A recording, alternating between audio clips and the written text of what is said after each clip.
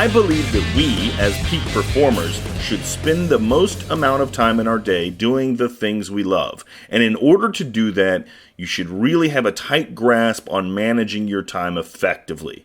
Gavin Zuchlinski agrees, and today we're going to be using our time wisely by speaking with Gavin, who just happens to be the founder of Acuity Scheduling, an extremely successful calendar scheduling service about such topics as the 6-hour workday, trying to kill your own business, and how simply helping out your own mother can lead to big-time business success. Spend your time wisely, my friend, by listening to today's Peak Performers Podcast. Welcome to this edition of Peak Performers Podcast with your host, Thor Conklin. Thor will be sharing the necessary tools, strategies, and psychology you'll need to become a peak performer in any area of your life or business. Gavin, thank you so much for joining us today. I've been looking forward to this interview for a really long time.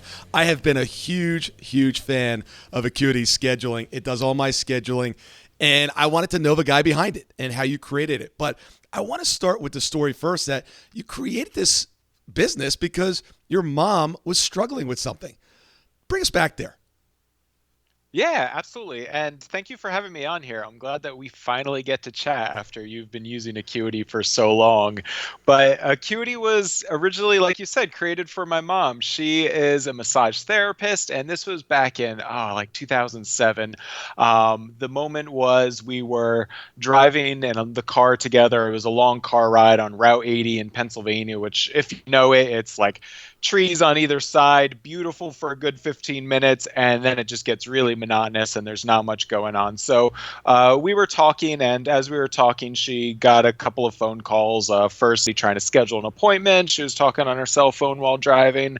Next was somebody trying to, I forget, either cancel or reschedule their appointment. And just the amount of things that were going on just with just trying to manage her schedule, it was frustrating. And she was all trying to do this from a paper appointment book too. So I knew that there had to be a better way, and that's the seed of Acuity. It was originally created for her to try to help her manage her appointments just a little bit better, make it more convenient for her clients that they could book her and manage their own appointments. And that way she could focus on getting back to what she really enjoyed, which was just helping people, getting them to relax and being great at her job. And it wasn't, wrangling a daytimer appointment book. So Acuity was originally created for her back then. And when I created it too, I was doing web development on the side, and I was thinking, oh man, maybe I'll be able to get a few more small businesses, and I'll use like Acuity to try to get that as the hook, and then I'll do the rest of their website. That part of the business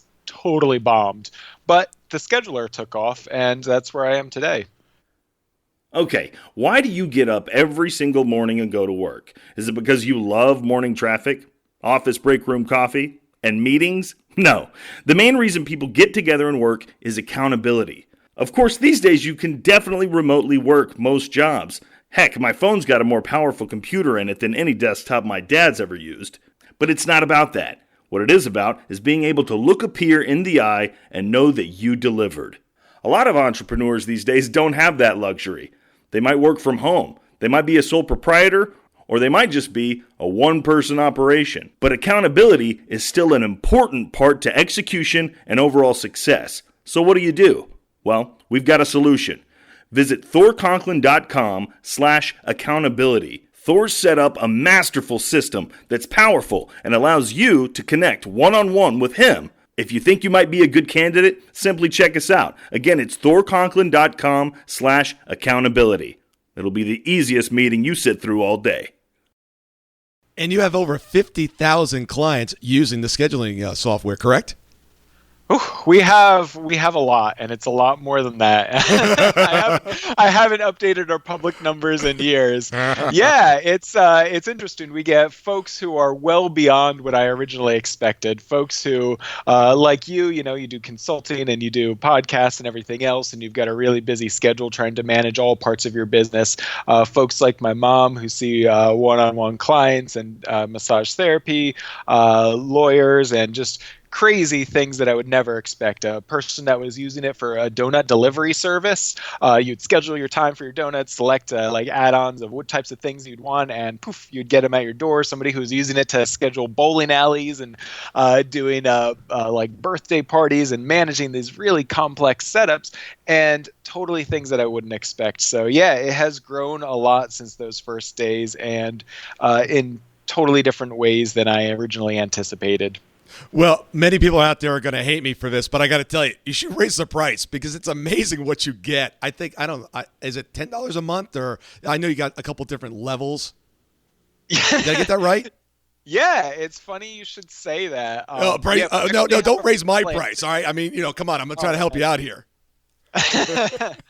Yeah, it's really funny. We get a lot of people who think we should raise our prices, and some who, to be honest, think that it's $10 is too expensive. With that, if you're not willing to spend $10 to have something that can like run your day to day and which you'll probably make back on one saved appointment, it's crazy. Yeah. But yeah, I'm not honestly, I'm not in this to try to make a ton of money. I'm in it to help people and help them and be a little bit happier, and mostly to keep myself happy too. This was a part-time thing for the longest time. I had a job that I loved before I went to do Acuity full-time, so I always wanted to love it. So wringing the most money out of every individual is not up there on my priorities. All right. Well, thank you, by the way. I mean, and just, it sends out forms. They can do some forms beforehand. It syncs with my calendar. It blocks off the time. It will actually or put in some buffer time before the appointments or after the appointments. It sends follow-ups. It's like you created a really cool system. And it's kind of funny. I got to tell a funny story here. I didn't realize that your mom was a massage therapist. I went through a divorce a couple of years ago, and I was like, I've got to go out. I've got to get back into the dating scene. So it's like, I like massage. Maybe I'll become a massage therapist. So I had some cards made up that said Thor, massage therapist. It was like, maybe, I can meet, a date here and there. So that was funny when you said massage therapist. And what was funny with me was I'm not a licensed massage therapist, so I couldn't practice, being a massage therapist, but I started getting clients. Clients are like, wow, I really like what you do. How much is it? I'm like, this is not good. This was not the intent. This is just a way to kind of break the ice in a bar. Oh, man. It's success without even trying. You're on a roll there, man. I know. I could have used the scheduling system back then. Yeah, when you get busy, we're here for you. It's not too late. You can still go back to that. Well, I love that. So let's dig into this. Here you are. Now, this space had other players in it. You weren't the first one to market on this. Why did you decide to create your own versus just saying, Mom, here's a couple other ones that are on the market. Use one of these. Yeah, and that's a great question, because I did look, and there were a couple other ones back then. Actually, not too many. Right now, the space is really crowded, but it's crowded with a lot of little folks. Back then, there were a couple folks, and there were a couple bigger ones, but they were really clunky, and in my opinion, they were overpriced too. They were charging $100 plus per month for something that really, I don't know, it wasn't something that you would even want to sit in front of all day. And especially for somebody whose day to day revolves around appointments, it's not something that you would enjoy. So I really didn't value my time back then. So the original price, $10 per month, is because my hosting was $9 per month. So I wanted it whenever we got that first customer, the first one who wasn't my mom, it would be profitable from the start. And it was. And we sort of have stuck with the same pricing with a couple little technical changes since then. But yeah, and the idea is just to back then it was to make it easy for her customers to schedule and manage their own appointments, and then hopefully have a few less no-shows too by sending reminder emails. And then over that time, just continually improving it and adding all of those features that you mentioned, like syncing with Google Calendar, Office 365, whatever you use, and making it so that you can be more than just being able to schedule and manage appointments, hopefully run your whole business and make it even easier for your clients. The real goal is to get it to a point where your clients can schedule their own appointments, they can manage, they can fill out all the forms and make payments in advance. So for you, people just magically show up on your doorstep ready for their appointment. You have all of their information in hand. They're totally paid up, and you can get down to, doing what you're best at instead of worrying about all the logistics there. And then so it's been a process of continual improvement to try to get to that point. Well, job well done. Now, in 2010, you tried to kill it, end it, and you failed at it. You got to tell me the story. You got to tell me the story behind that. Oh yeah, man. So I hinted at this before, but I had another job. I worked with the government, absolutely loved it, and it was just doing something really unique. And anyway, Acuity was a part-time thing, and it was profitable. It was making good money. But then I figured, it's starting to take up a lot of time, and the biggest time was trying to support people and answer people's questions. And the biggest offenders of that were new users coming on. So I was like, all right, I'm just gonna shut off signups. I'll have no more new users, which means no more support. And then if people who are already using it and, really are settled into their ways, are happy, I'll just let them go on as long as they want. Anyway, and then I failed at that because somebody would email in and say, like, hey, my friend Jen tried to sign up for an account and she couldn't see how. Like, can you help her sign up? I was like, all right, sure. And then somebody else would email me. They'd find my email address somehow and ask a question like, hey, so-and-so told me about this. I'd love to sign up. And I was like, all right, I was just a pushover at that. I guess I didn't try hard enough to try to kill it. And because people kept asking and it was still active, all the users who were there was an initial little drop off of people who would churn out, but mostly it was pretty stable. And then it started growing again because I kept saying yes to these people. And then it turned out that referrals and making all these exceptional cases and sending them, special links to try to sign up was taking up more time. So I was like, all right, fine. I'll bring back the sign up page and let people handle it themselves. And so that's how it was. I think it was probably about 9 months or a year that I actually did that. And then it's back, and then the rest is history. And then eventually in 2013, I left that day job that I loved to take on Acuity full time, and it has been growing even more ever since then. That is a great story. A couple of weeks ago, I had about 12 people literally in about a 10-day process or a 10-day time frame come to me, and they're like, Thor, I need some help with accountability. I'm like, what's this accountability? Why is this all coming up all of a sudden? And I kept saying, I don't do that. And then, like, on the 12th person, on the 10th day, I was like, okay, I get it. The message from the universe is start doing something with accountability. And literally decided to do it. But I had no plans to ever go into that space. But sometimes your customers just track you down and just say, hey, this is what we want. Turn it back on. Let me in. That's great. Yeah, and it's kind of funny because there were, like you mentioned, it's not just me. It's not like they had nowhere else to go for appointment scheduling, but the people that used it really loved it. And then since the beginning too, it was always me doing customer support, and I loved connecting with people and helping them out. So, people felt hopefully a little bit of a personal connection, and I always, and still to this day, we really listen closely, and that's what drives all of our growth is in features, is by listening to people. And I think it came down to that too, is just we were always listening to people, and that's the thing too, is that I really empathized with the ones trying to sign up, so allowed them, and the people who are already there, they got great treatment from me signing up. So I think that's why they ended up liking us more than other ones, despite there being other things. To be honest, we weren't that great of we weren't the best one back then, but it was a process of continual improvement that finally got us to that point when I was,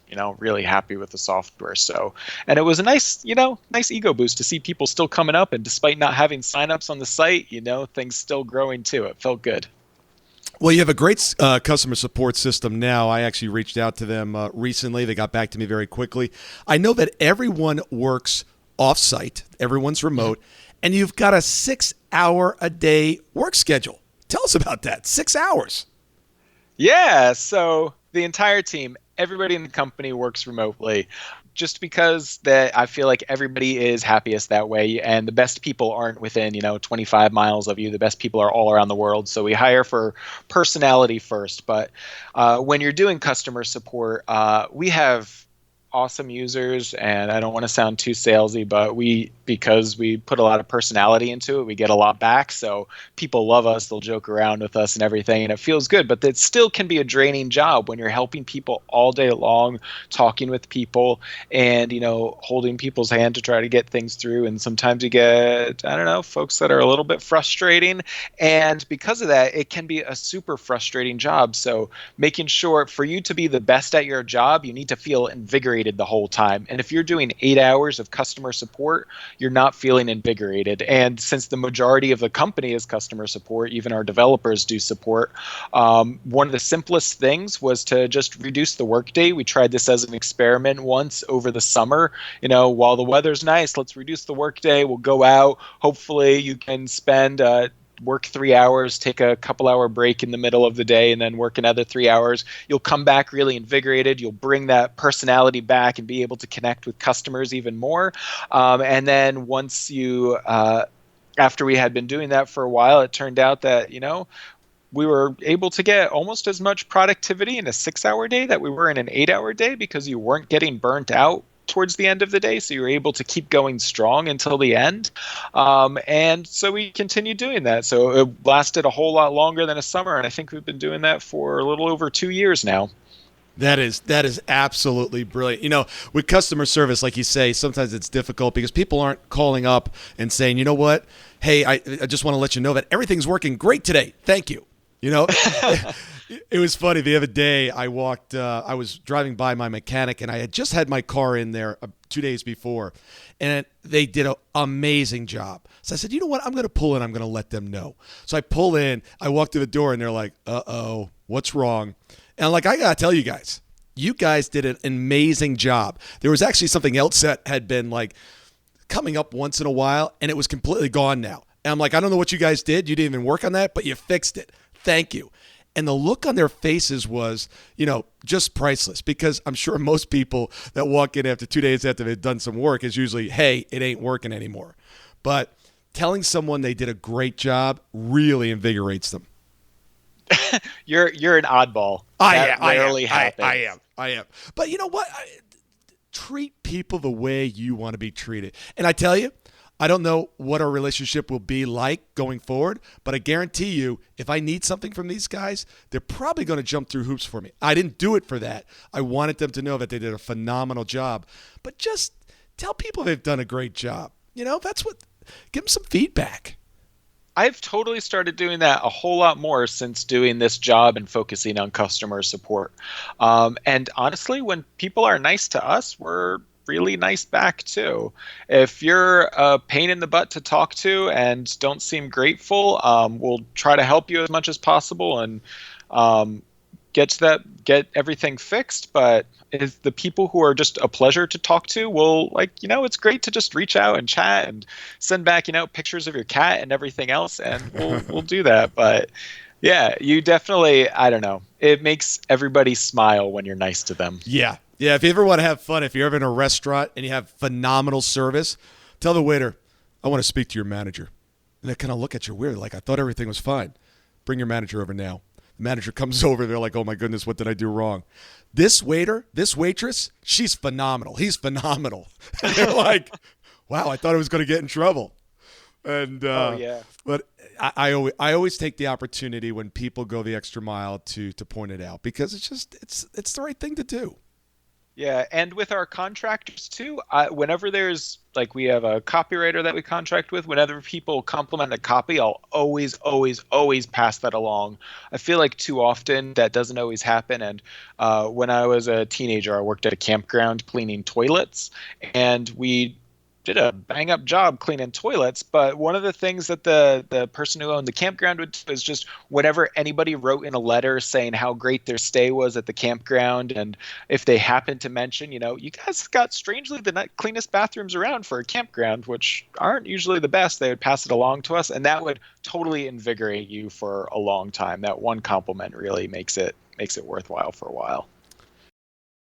Thank you so much for listening today. I really do appreciate your time, and I hope you found today's show valuable. If you would like to receive these shows automatically to your phone or to your computer, simply go to iTunes and subscribe.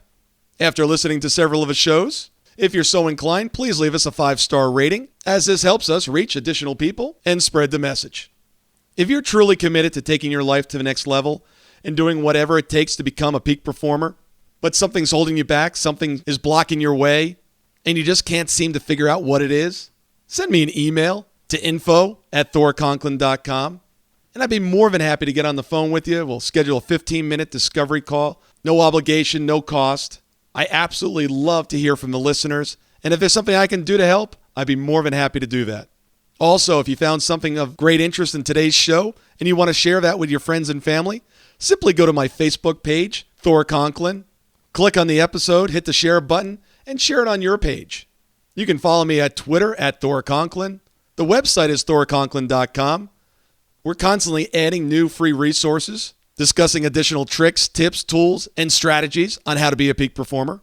Remember, I try to keep these episodes short so you can listen to them during dot time, doing other things, commuting, driving, walking, working out. Decide to be a peak performer in all that you do. And until tomorrow, have an absolutely amazing day.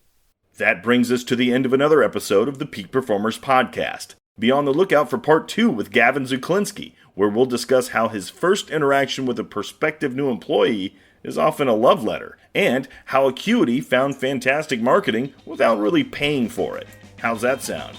That's next time, right here on the Peak Performers Podcast. We'll see you at the top.